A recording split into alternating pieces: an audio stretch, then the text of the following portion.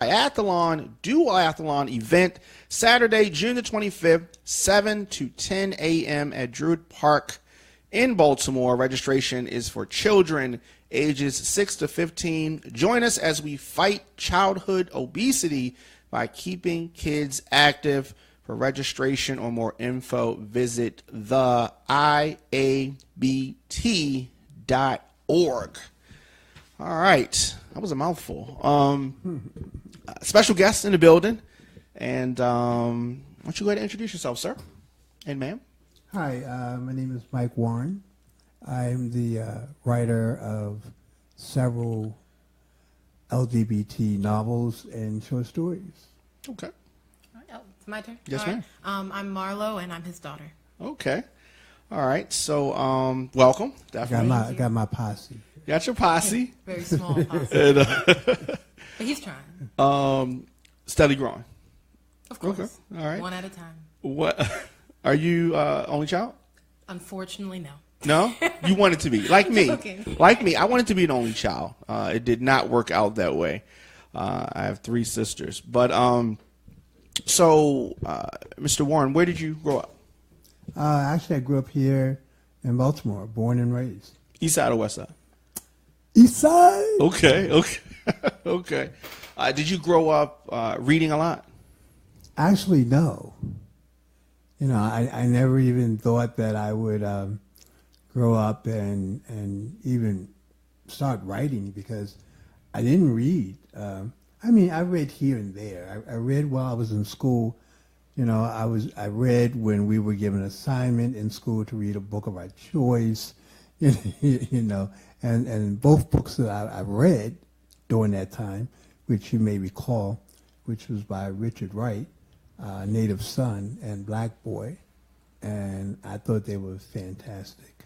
But other than that, that's the only thing that I'd gotten into writing, although I was interested in African American writers. Okay. So how is it that you started writing yourself and getting involved in communications and things like that? He got a communications degree from Morgan State. That's where I was going. I was going there. She tried to throw shade, you know, because, you know, they don't think a communications degree is all bad. You know, if you have it in English or in pre-law or history or, you know, anything like that, an academic of some sort, then that's something. Yeah. But communications, the communications degree is kind of like getting a gym degree. Not physical education, gym. Jim. Yeah, gym, you know. Actually, I started writing as a dare. You know, it was just kind of a fluke. It was a dare.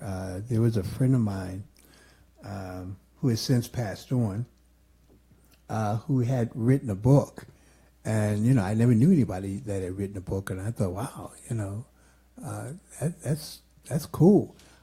So I happened to, well, when I would see them, I always would tell them, well, you know, I'm going to support you. I'm going to buy your book. I'm going to buy your book. And eventually I saw them out at a gay pride here in Baltimore several years ago. And he had his books, and I actually bought one. When I bought it, it was a book of poems. And I took it home that night, and I read it all the way through. The problem was that I thought it was one of the worst books I've ever read. I mean, the punctuation, the sentence structure, it was absolutely horrible. And so when I talked to them the next day or a couple of days later, I wasn't as cruel as to say it the way that I'm saying now. But he did get the gist. And what he said was, if you think you could do better, why don't you? And I said, okay. So a couple of weeks had gone by, and I was at home, and I thought, you know what, let me write a book. You know, I always had this thing of, at one point years ago, I thought I would write a book, or the thought came to my mind, but I didn't actually think I would do it. but I wanted it to be called, Miguel meets Michael. My name is Michael, but growing up, everybody called me Miguel. And I noticed that I would act differently when people called me Miguel as opposed to when people called me Michael. And I thought that it would be something very philosophical to be able to write something to at some point in my life bring the two together. So I guess as far as your sexuality, when did you come to terms with that? Okay, well, what do you mean terms? Accepting? Accepting, yeah.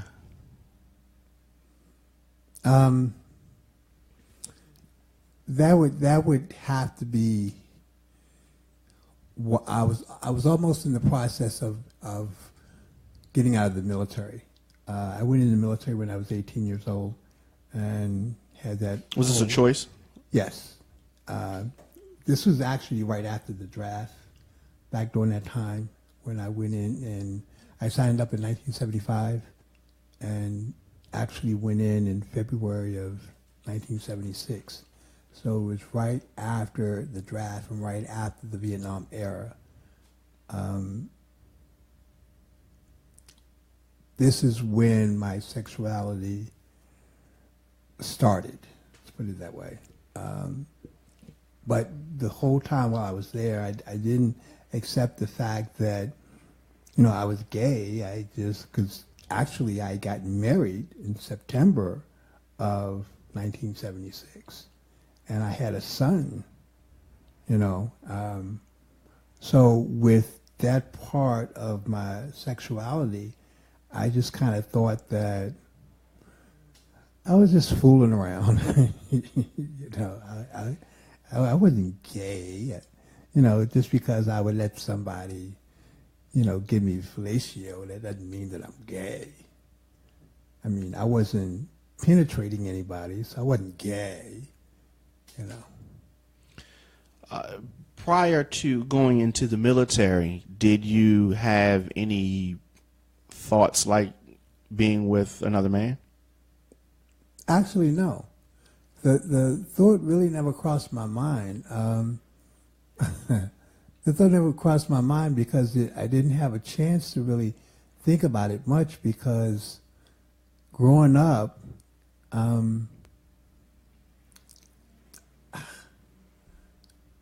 I had my choice of girlfriends. So I was, back in the day, I was fine. Okay? I mean, now there's a different story, but, so I don't know. I had choices. I had options. And, sometimes I think even brothers who grow up and whether or not they're loners or whatever the case may be, they have a lot of time on their hands to think about stuff. I really didn't have that time on my hand to think about stuff. I was too busy talking on the phone or trying to go to this party or go to that party or whatever. And so in the military, definitely in the mid-'70s, this was not something that was out and accepted. So this was, it was a different time. Could kind of describe how it was as far as someone being gay in the military in the 70s. Well, it's not as bad as you might think it is. I have had other soldiers tell me how bad it was for them, how strict the military was, and how, all they had to do was, walk in on you and see you in that kind of situation, and you would get kicked out of the military.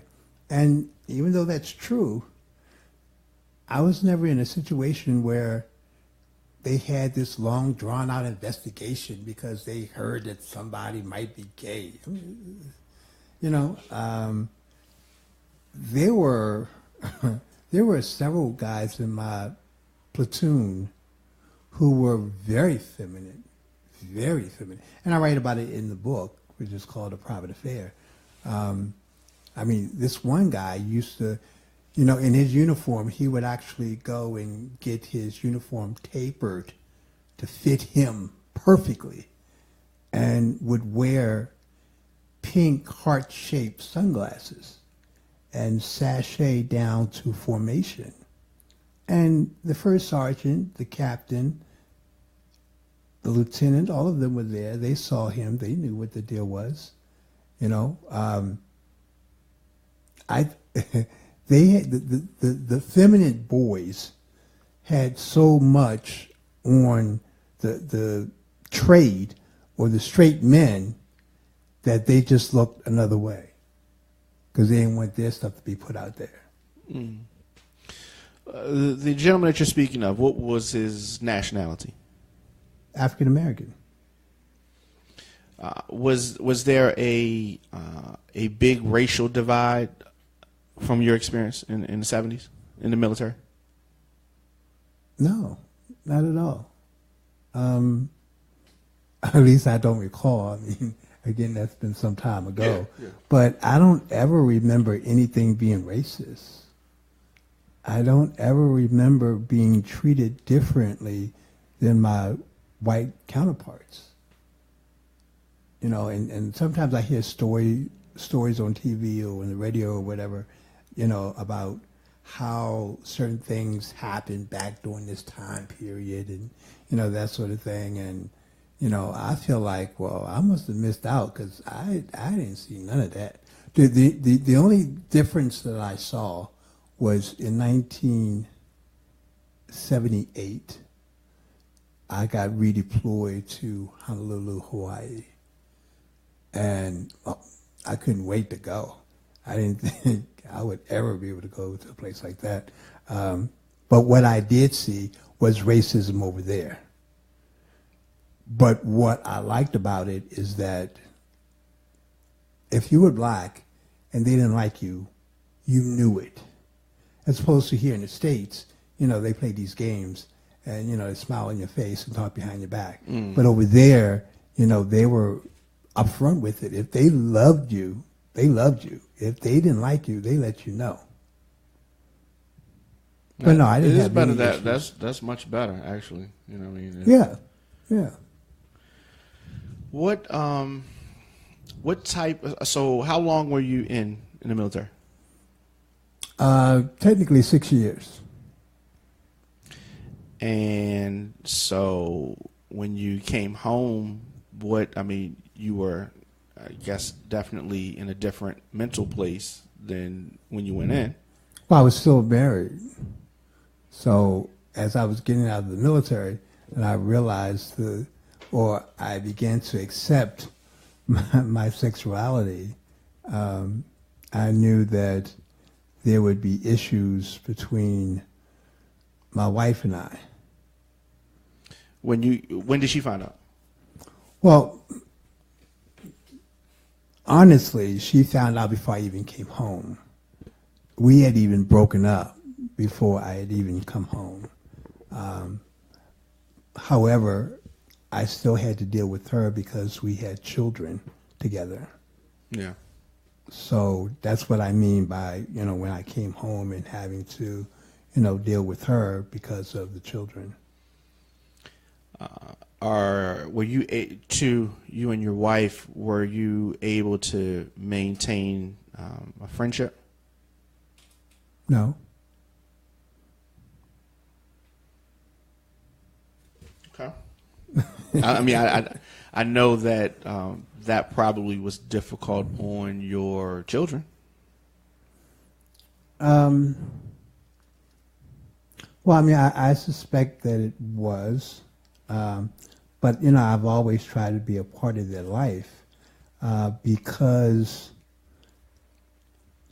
I left her. She was then a scorned woman, so she did whatever she could to keep my kids from me.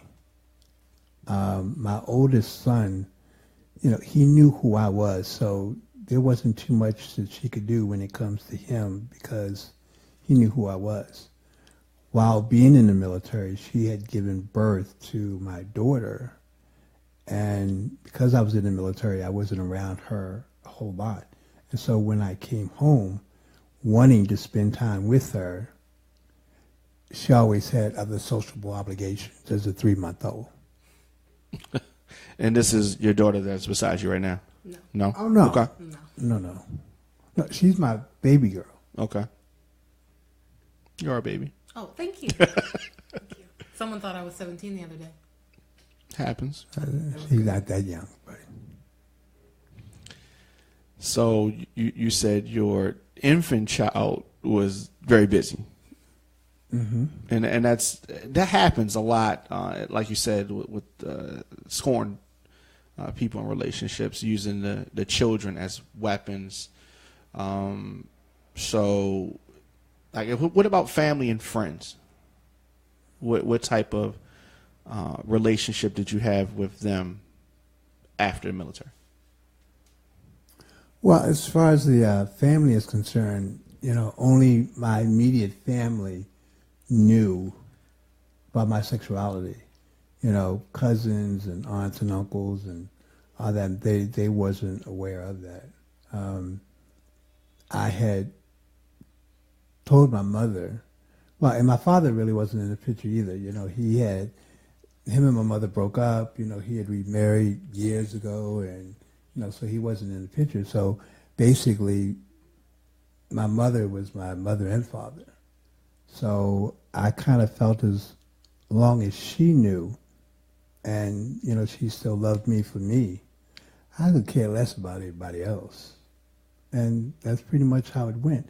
As far as friends are concerned, I did seem to drop the friends that I had before going into the military and developing close relationships with other gay individuals. I was still new at it, and so I guess I was still trying to be taught. You don't go into the gay lifestyle and you know everything.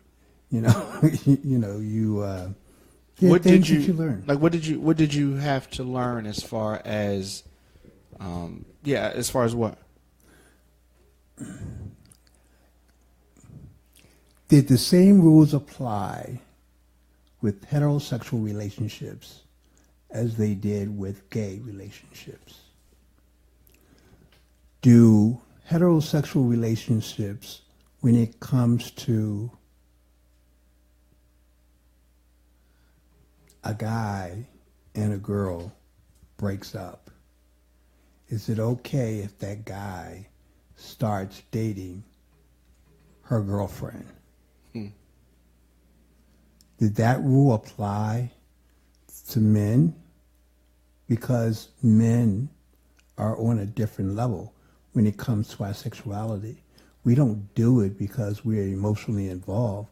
We do it because we are attracted to what we see. So does those rules apply?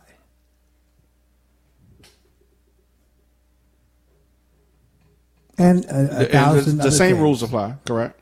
I'm assuming. Some would say yes, and some would say no. I would vote no. But what I've decided to do is apply those as well. A lot of other people don't, but So, as far as your first book, was it therapy? Was it something that a story that you needed to tell about yourself for yourself, or were you trying to help? Like, what was the motivation behind Private Affair? Well, the motivation was very cathartic.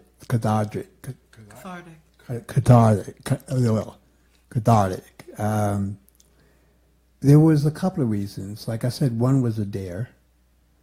The second reason was I was kind of curious whether or not I could make any money out of it.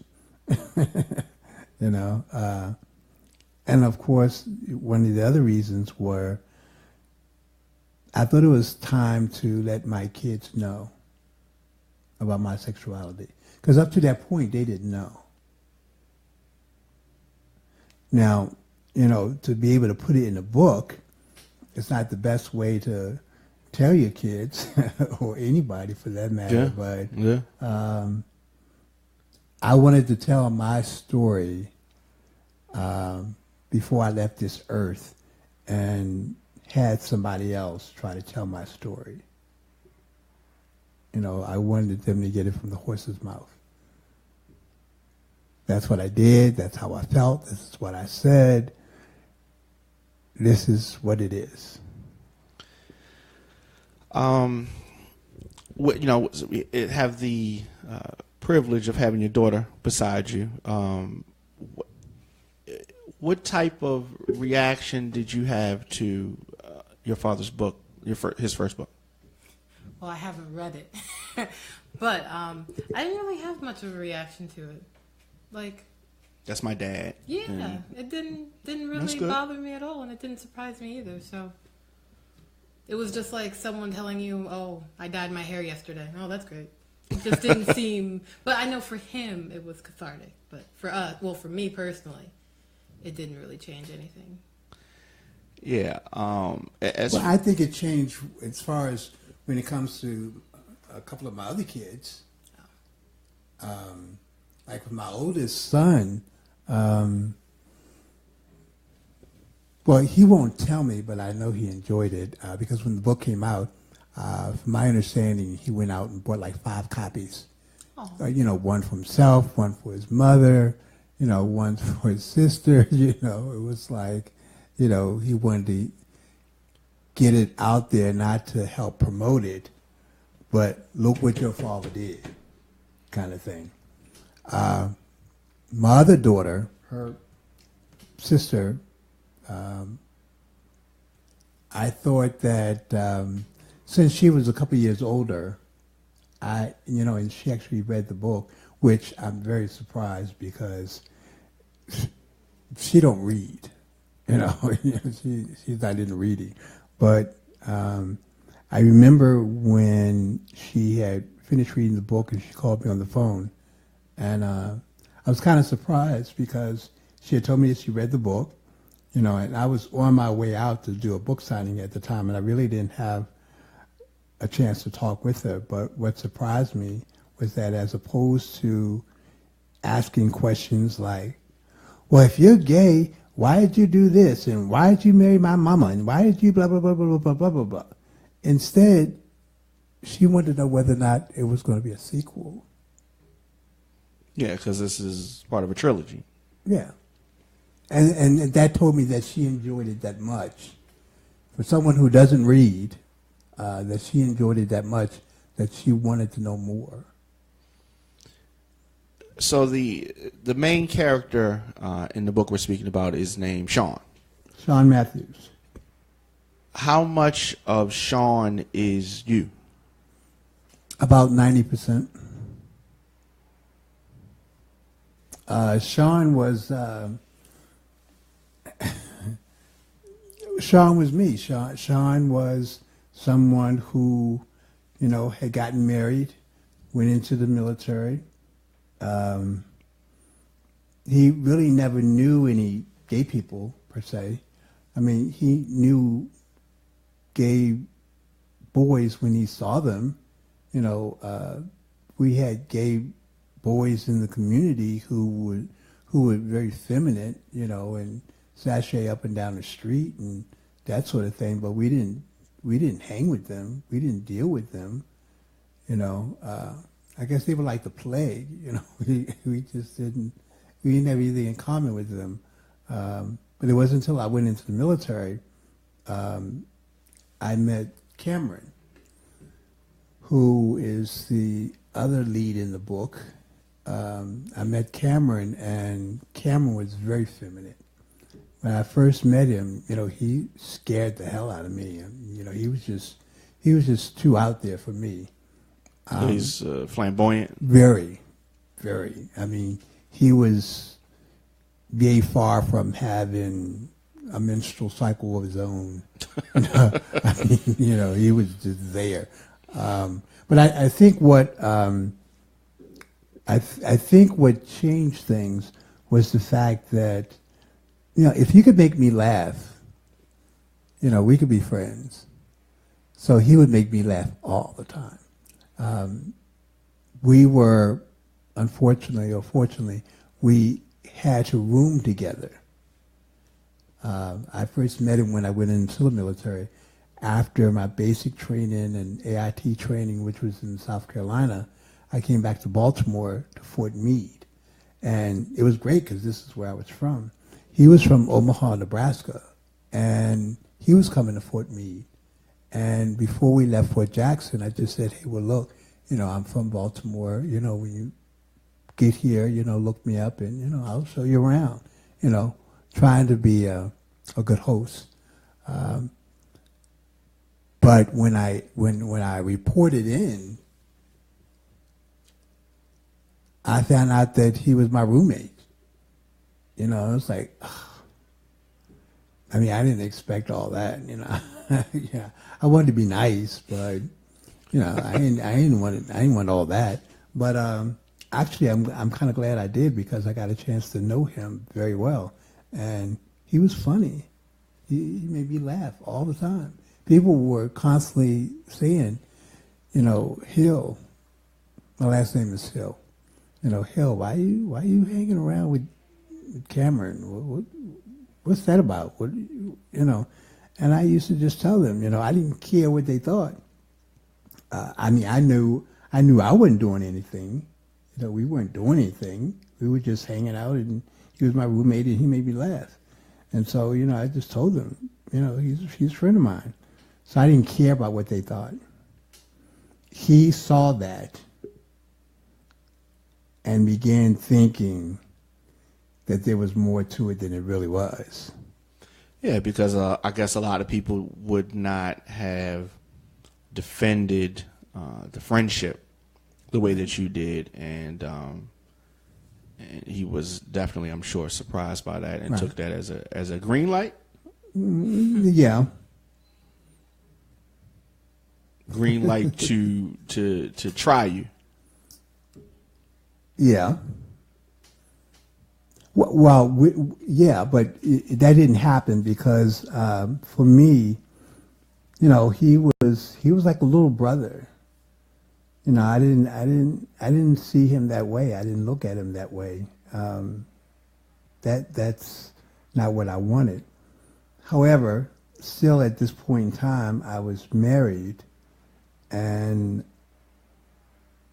I remember friends of mine, even those in the military, would talk about how they got fellatio from their girl or their wife or whatever, and how good it felt, and this, that, and the other, and so forth and so on.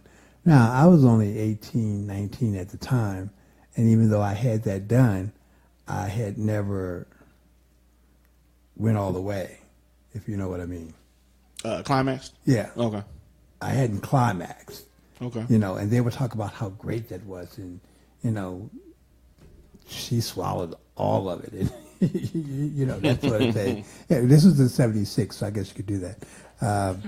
But anyway, so I wanted to have that experience, but my wife at the time, she was a church girl, and in most cases, church girls are rather nasty. She wasn't one of them. Yeah, I was gonna say church girls being nasty. That's been my experience. Yeah. But unfortunately, she wasn't one of them. Okay. She was a nice girl. So she was traditional, like yeah. So I wanted that done. I wanted to have that experience. So because Cameron knew everybody on base that was gay, I don't know. I guess they had. So there was more than just him. Oh yeah, on the base. There were other gay guys on the base, and I guess they had that little gaydar thing going on. They could spot. Is that a real thing? Now that, so, that I am, can you spot? Oh yeah, yeah. Even ones that are not like, I guess, like Cameron. Right. Yeah. I mean, you can kind of tell, and I think a lot has to do with looking at a person in their eyes. Because that's the window of their soul. And that tells you a lot about them. True. And I think this is how we do it, being able to spot someone. Not to say that we're always right. There are exceptions. But anyway, because he knew a lot of the other gay fellows on base, I didn't want to be with a girl, a female, because I thought that was cheating. So I didn't want to do that. But cheating on your wife. Right. That was cheating. If it was actually with a female, that was considered cheating. If it was with another dude, well, that's really not cheating. All I want him to do is give me oral sex. So that's an interesting rationale. So if you had one of the females on the base do that, or some girl in town just give you oral, that would have been considered cheating to you? Yes. Why is it different? Or why did you feel it was different at the time? Well, like I said before, I think a lot has to do with the fact that men and women look at sex differently. True. For men, it's just an act. For women, it's more emotional. And back during that time, sisters weren't doing blowjob. I mean, weren't giving oral sex, let alone swallow. Yeah. You could have got a white girl. They was about that life. Well, that came later. Yeah. But at the time, I just wanted to be with my own kind, my own color. I feel that. So, I went to him and I asked him, who would he suggest? Of course, he suggested himself. Did he? But, I told him, I can't do that. We're like brothers and da-da-da. My mom, my wife, my family, da-da-da-da. Anyway, so he hooked me up with this guy. Didn't work. It was a horrible experience. Did y'all actually engaged in physical, activity? Yeah. Okay. Well, then how was it horrible? Because I couldn't get aroused. I couldn't get aroused. I guess I had my wife on my mind too much to relax and just let things flow. And not to mention, he wasn't the best looking thing to look at. Well, I thought you weren't worried about that. You were just worried about getting some head. Well, yeah, but I mean, being a man, it's also about appearance. It's also about what we look at and what we like. This is not personal. It's not emotional. It's strictly physical. Anyway, so that didn't work out. A couple of weeks went by. He got someone else for me, and that didn't work out either. Was it not working out, or were you just enjoying the attempts? You know what I'm saying? No, I wasn't enjoying the attempts at all because it was pissing me off. I wanted to get that nut. I mean, I wanted, We got a question in the chat room. They want to know, why didn't you just approach your wife about spicing things up as opposed to going to men? Oh, I did all the time, and we would argue about it. That's the problem. We would discuss it all the time.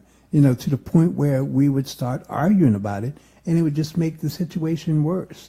I mean, she would look down at me and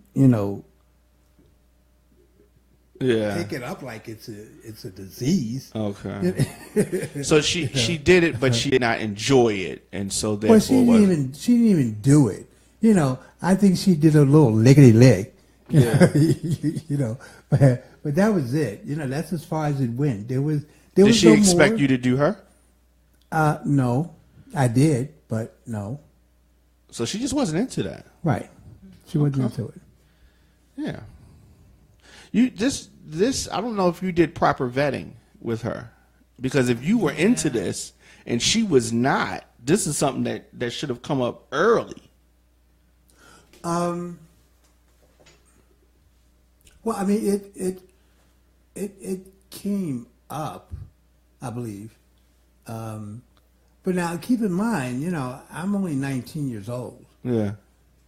I'm still a kid myself.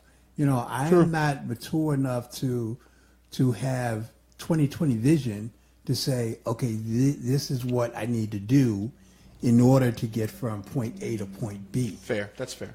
I couldn't do that, so it didn't work. Another question. So they want to. It's kind of long. Let me paraphrase this. So they're saying if you had gotten with a freaky black girl, if you had married a freaky black girl, do you think that you would be gay now? That's a very interesting question, and one that I ask myself time and time again, and I don't have an answer for that. Really? I don't know. I don't know. Well, because this all started out wanting to have that experience. Now, what I would have done after I had that experience, I don't know. But because of that experience, I had an opportunity to be with another man and appreciate his body in the process. If I had been with a freaky girl and just had that experience, then that whole thing of appreciating another man's body would have never come up, wouldn't have been an issue. Maybe, maybe not. I don't know.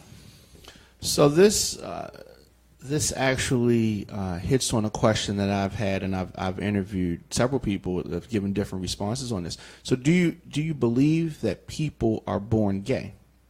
Because it does not appear to me. You're the first person I've talked to that's had this type of experience. It does not seem that you were born gay, to me. Mm-hmm. Now, I could be wrong, but it doesn't seem that way. And it just seems to me that, I can think of 3 girls on top of my head that if you had been with them, they would have done all the things that you're speaking of, and you would have been completely fine. In 1976? Well, no, not 1976, but I'm just saying in general. I'm just in 2017. Yeah, with 2017, definitely. Oh well, I can get that now. Of course. So, but you're still you prefer men over women. Are you still attracted to women? Yeah. But it's okay. Let me answer your question. No, I wasn't born gay, and I know a lot of scholars. Ask this question all the time. They go back and forth. Is it, are you born that way? Is it learned behavior? It goes back and forth, back and forth, back and forth. For me, I believe it's both. I do believe that there are some people that are born that way. And I also believe that it could be a learned behavior.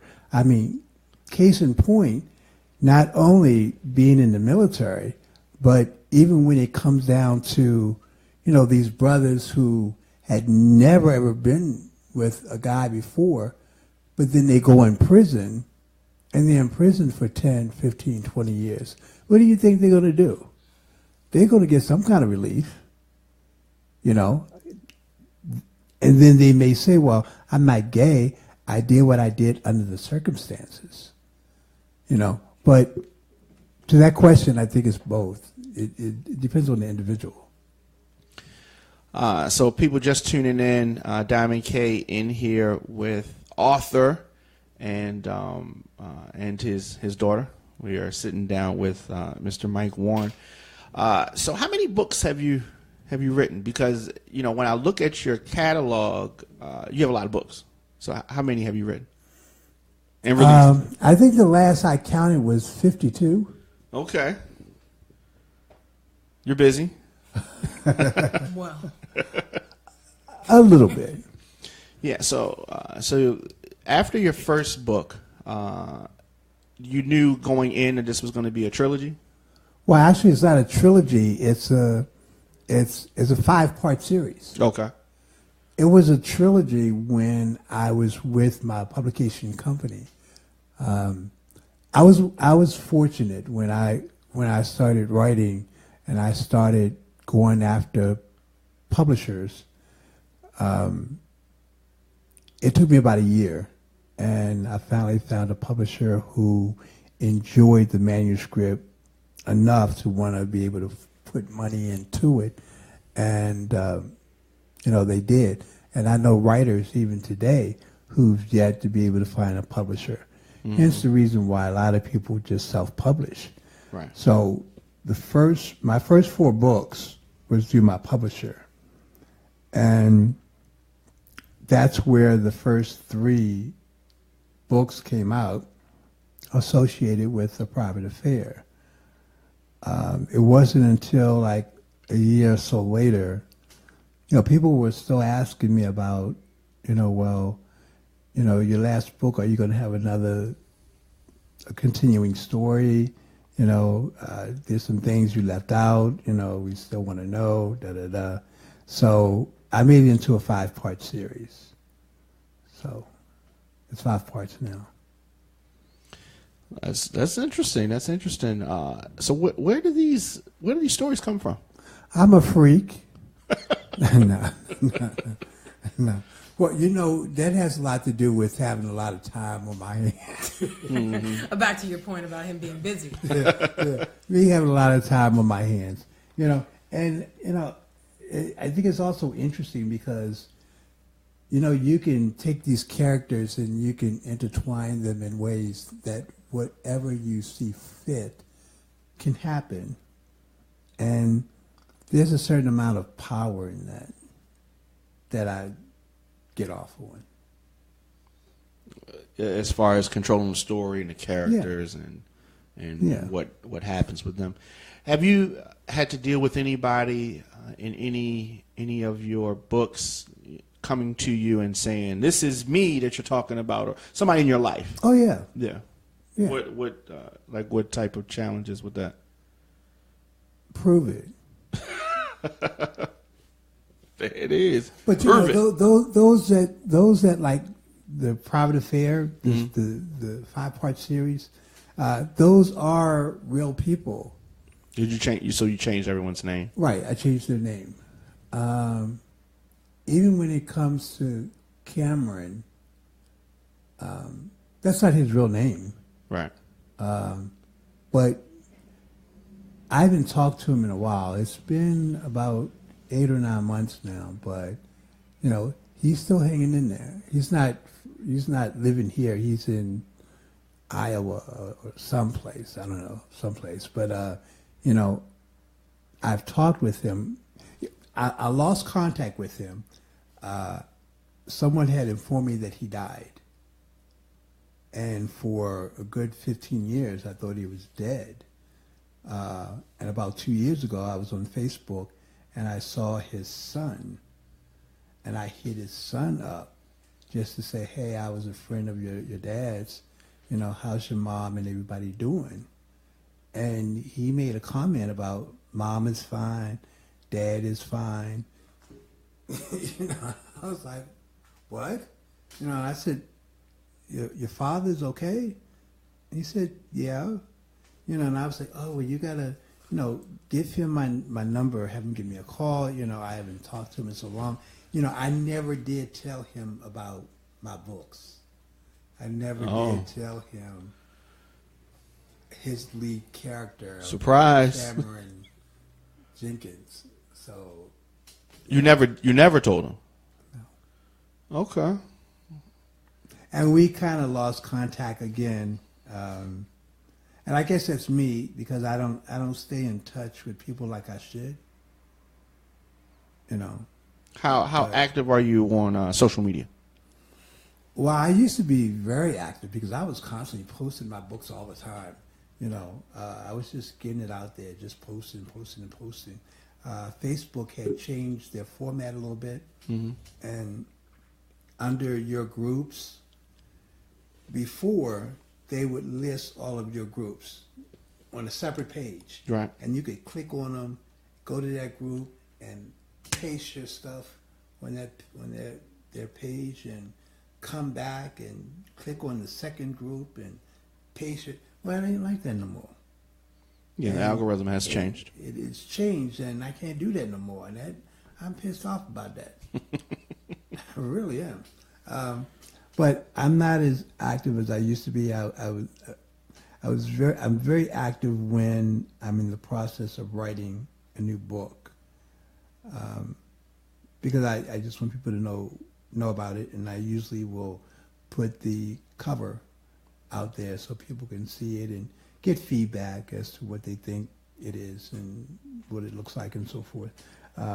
But I've actually kind of, what is the word I'm looking for? Writer's block. I'm actually having writer's block, and I haven't written anything in over a month or so. And I'm bored out of my mind. So it's different things that you see that give you motivation, or you like where do the stories come from? Like it's the characters specifically. Well, the characters you can just make up. I think for me, I look at a title. I can go by a title and write a book around a title. That does it for me. And then once I got the title and I have an idea as to what I want the cover to look like, I'll have my graphic artist do the cover, and generally I will make a copy of it and set it on my desk. And so while I'm typing, I'm looking at the cover, I'm looking at the cover because I want it all to coincide with the cover and the title. So that's how I do. I mean, it's different for everybody. Yeah, definitely. As far as the type of books that you write, would you specifically say that they are for the LGBT community specifically, or is this something that you feel that heterosexual people could enjoy as well? Like, what are your thoughts as far as the marketing and the audience? Well, I mean, I don't think anybody should put their work in a box and say, okay, well, I write this just for this group of people or for that group of people. You write because you want everybody to read. You want everybody to read it. And I think the challenge for me is, again, getting everybody to read my books. And as I said before, heterosexual African-American men who don't read those kind of books for whatever reason. On the other hand, African-American females, they love them. Yeah, I mean, women read more than men. I mean, there was a period of time, I guess maybe 10 years ago, and it is probably still prevalent now, where women were reading these type of novels that are like the drug dealer's girlfriend, or he's in jail and she's a boss and she's the drug dealer. These type of things. I hate those type of books. I don't read those type of books. And generally those stories are heterosexual stories. But most men were not into that. And those are heterosexual things. So even with a book with content like yours, I wouldn't be offended. I don't think you should be offended, rather, that men are not. I mean, we don't read the drug dealer books for the women, or back in the day we didn't read the Harlequin romance novels. Those weren't for us either. I just generally speaking. So you don't like the Doug books? You don't like the Wahida Clark books? Not especially. Well, I don't like romance books, me myself. Well, I wouldn't call them romance books. Yeah, I mean, but I more so, when I read, I like probably things that most people would think would be Iceberg boring. Slim. Now, Iceberg Slim I like. Yeah, that comes off as cool. That comes off as cool. But, generally speaking, I don't like those type for my personal taste. But women are open, to all different types. Women are with music. And when I sit down with artists, women buy more music than men. we'll just get our music from wherever, or just but women purchase, support, much more than we do. We gotta get our shit together. Absolutely, absolutely. And that's the one thing that I learned from Elin Harris, is that when you write your books, the ones that are going to support you are heterosexual African American women. Oh yeah. And in each of your books, you need to have a female in there that can represent them, that they can identify with. So in all of my books, there's at least one female, whether it's a friend, whether it's a mother. It's a female in there who's very outspoken and very strong-minded, and very smart, because this is what they can identify with. Do you watch? Do you watch like regular network TV? I try not to, because I cannot stand commercials. I loathe commercials. Okay. Do you watch or are familiar with Empire? Oh yeah, yeah. What are your thoughts on that show? I'm not going to be a hater. Okay. Okay.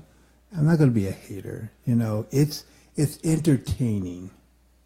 It's entertaining. But, I will say that I think Lee Daniels, he does drop the mic sometimes on certain situations. There's some things that take place on the show that just doesn't make sense to me. Or it just would not happen. Or, I feel as though people are so into that as a writer, coming up with storylines and so forth and so on, the number one thing I try to do is to make sure my stories make sense. Because if they don't make sense, people aren't going to enjoy it. So when I watch these other shows, if it makes sense, I love it. But if it doesn't make sense, now, don't get me wrong, I still record it and I still watch it. I'm going to still support it. But you're critiquing it too. Yeah. I'm going to still support normal. it. But there's some things. But he'll, for the most part, he'll get a pass. So as far as a writer, what about Tyler Perry? But what I will say is that a better show, in my opinion, is Power. Okay, I like Power. I like both shows. Empire got a little crazy for me. They kind of lost me after a certain period of time. But I think they're going for the soap opera thing. So some of it got a little cheesy for me. I like Power a lot. As far as a writer, what are your thoughts on Tyler Perry?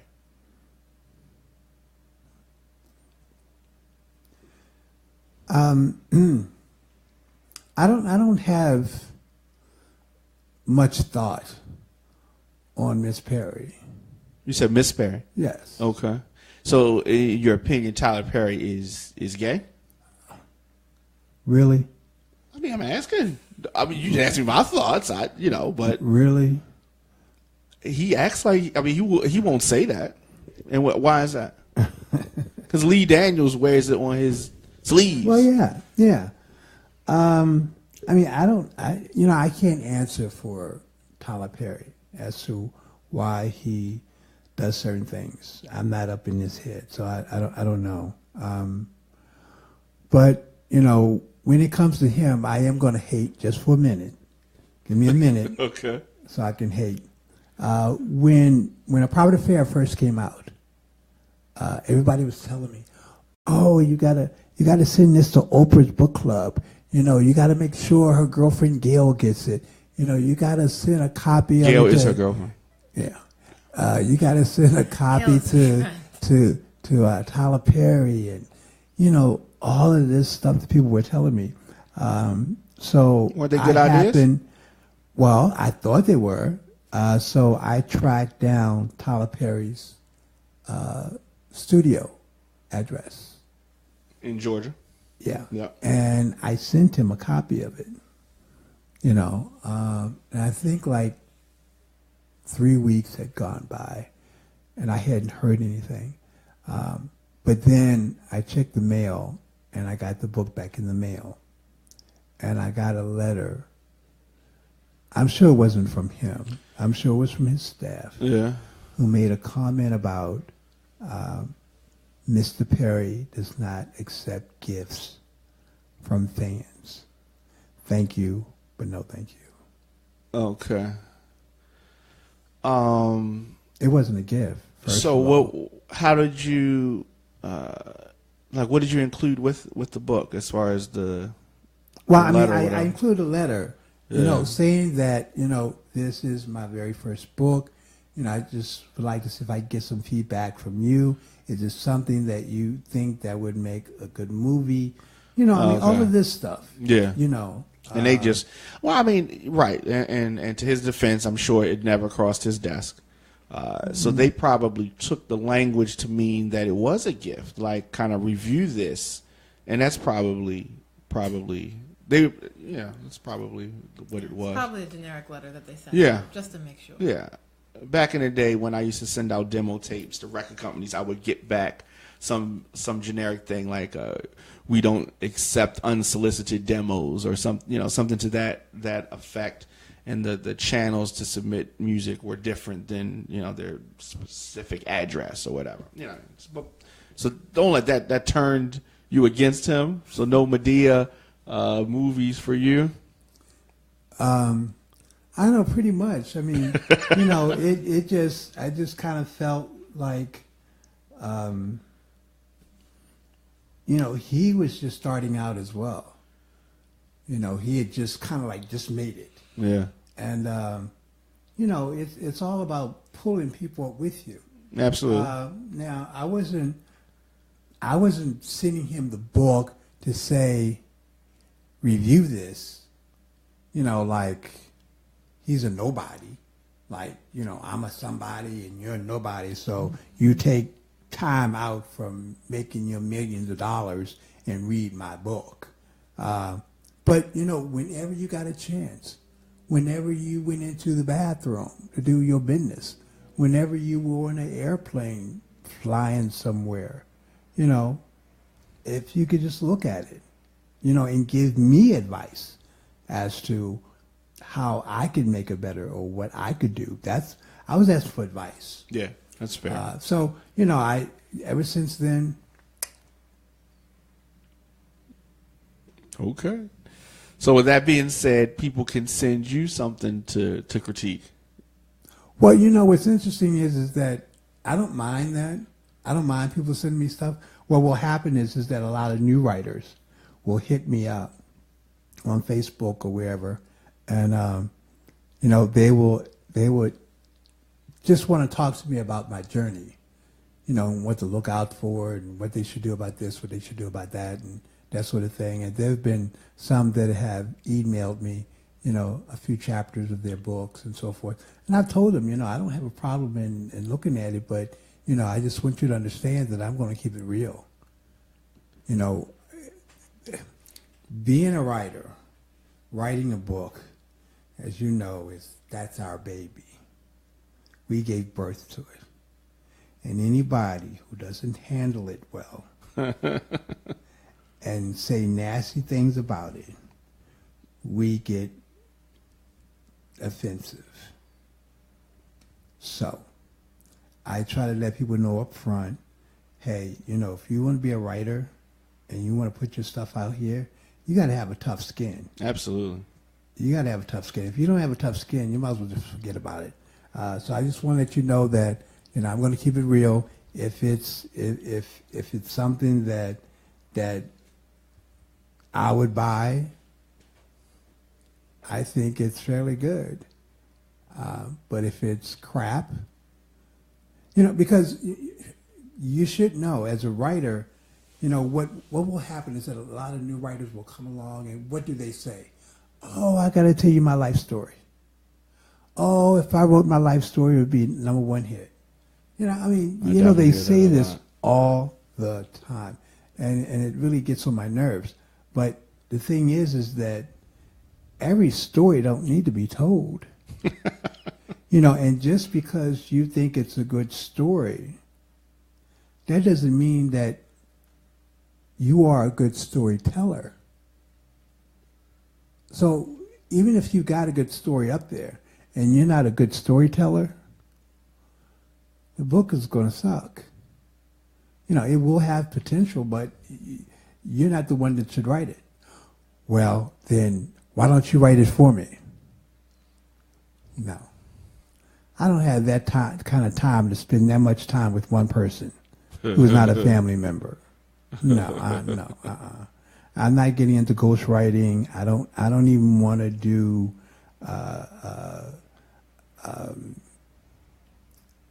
books with other writers. I don't want to have a byline. I don't want to deal with the money. I don't want to deal with, okay, well, the book made this amount of money. Here's your half. Here's my half. No, I ain't got time for that. Let me do my thing, you do your thing, and I will support you. You will support me, and we will live happily ever after. Nathan wants to know, are there any movies or plays in your future? Tell Nathan that's a good question. I hope so. What's interesting is that publisher I was telling you about, that I got rid of years ago, and my last 40 books or so have been self-published because they weren't doing my books the way that I wanted them to be done. As far as promotion? As far as promotion, as far as the things that they wanted me to change, everything. Well, anyway, she contacted me a couple of months ago, and she had informed me that her publishing company has a thing now with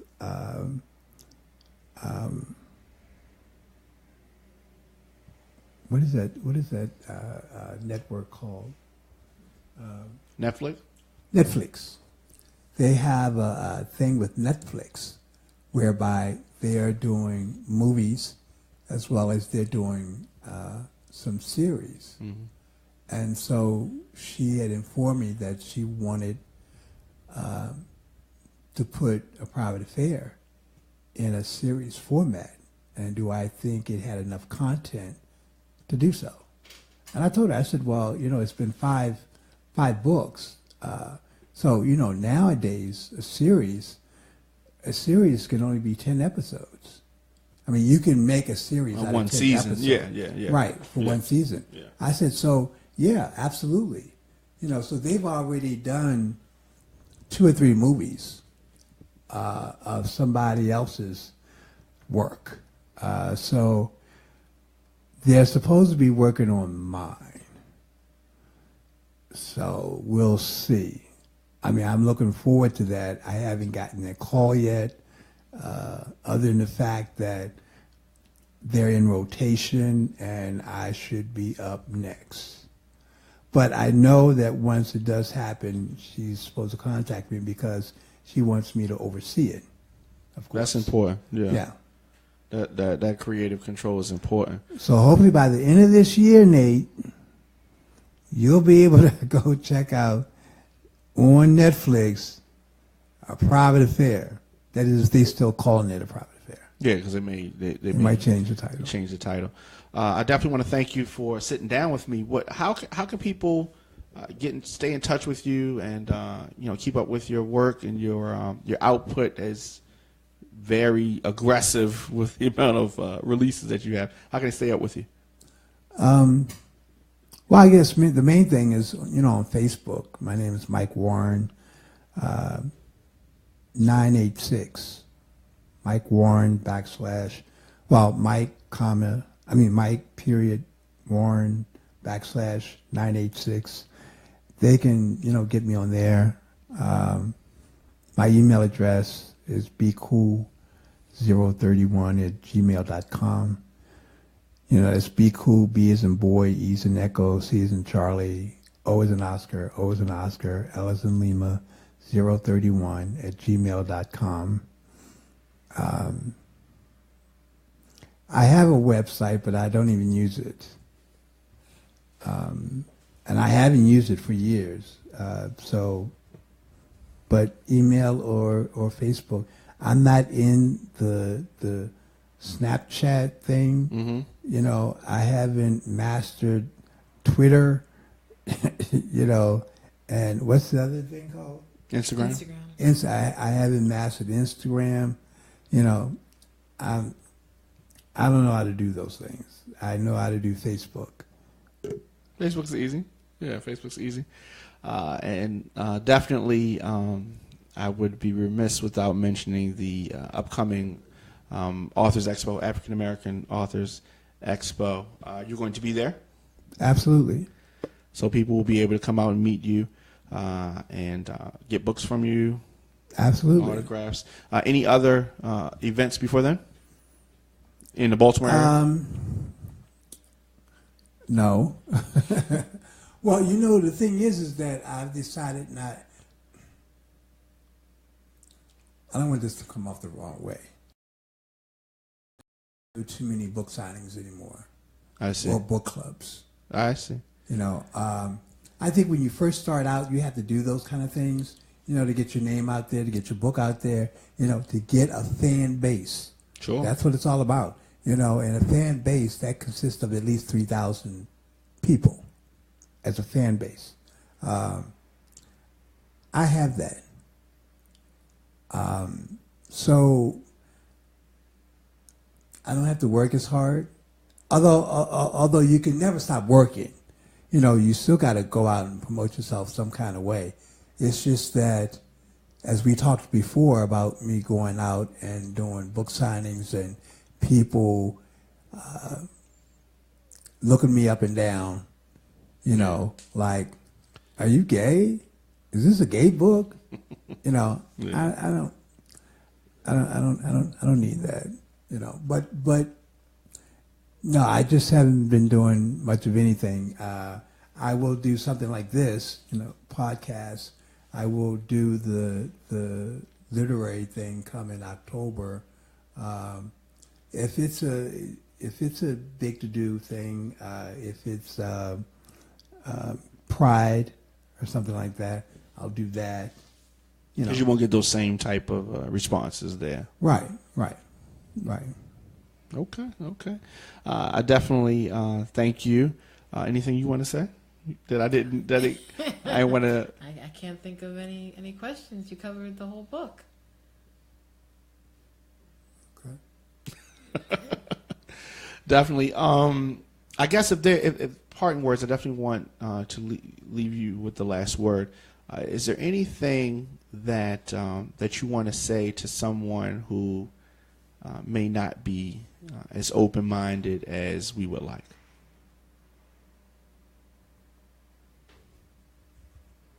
When it comes to what? The lifestyle? Yeah. I mean, the only thing that I would say is what I said before, and that is, you know, you don't have to agree with it, you know, and it may not even be for you. But it's just a matter of being more understanding. And in some cases, it doesn't even have to do with acceptance. I think you can understand some things without having to accept them. Mm-hmm.